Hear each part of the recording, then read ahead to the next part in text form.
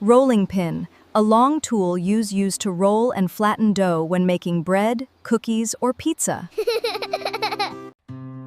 This is a griddle, a flat cooking surface used to cook foods like pancakes, eggs, and sandwiches. This is a spatula, a flat kitchen tool used to flip or turn food, such as pancakes or eggs.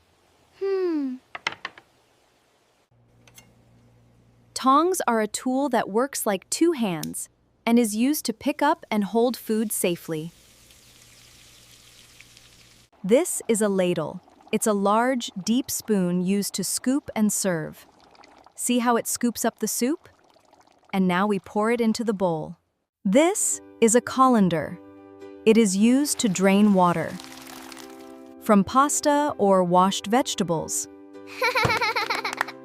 It's a whisk, a kitchen tool with thin wires used to mix and beat ingredients, like eggs, cream, or batter.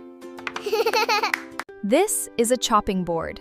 It's a flat board used as a safe surface for cutting food. See how we slice the pepper on it? It is a mortar and pestle, a bowl and a heavy tool.